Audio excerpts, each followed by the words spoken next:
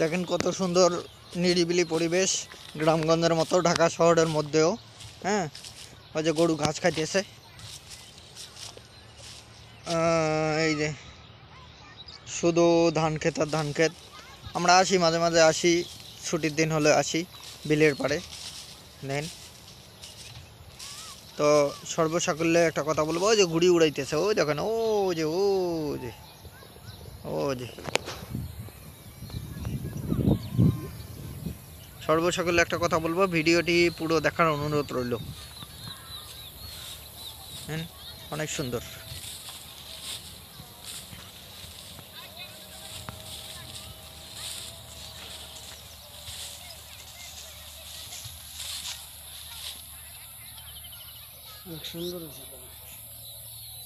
আমাদের সাইদ ভাইও কিন্তু আছে আমার সাথে।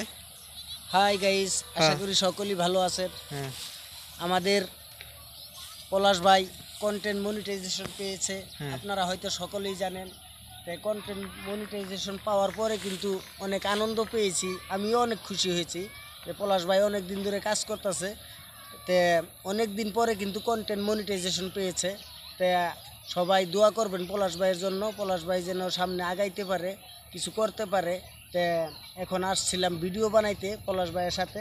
তো আর এই জায়গাটা দেখেন, অনেক সুন্দর একটা জায়গা, অনেক সুন্দর ধান হয়েছে। আবার দেখেন ওই যে একটা চিলগুটি উড়াইতেছে, দেখেন এই যে চিলগুটি, ওই যে ঘুড়ি উড়াইতেছে।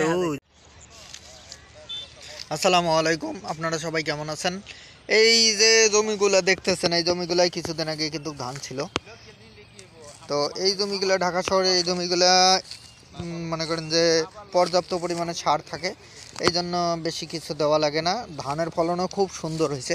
এই দেখেন ধানগুলা, দেখেন অনেক সুন্দর হয়েছে। আপনাদের দেখাই, আপনাদের মাধ্যমে শেয়ার করি। তো ভিডিও শুরুতে বলি, আপনারা সবাই ভিডিওগুলো দেখবেন, লং ভিডিওগুলো দেখবেন। যেহেতু আমি কন্টেন্ট মনিটাইজেশন সেটআপটা পেয়েছি আপনাদের মাঝে, তো ভিডিওগুলো শেয়ার করতেছি।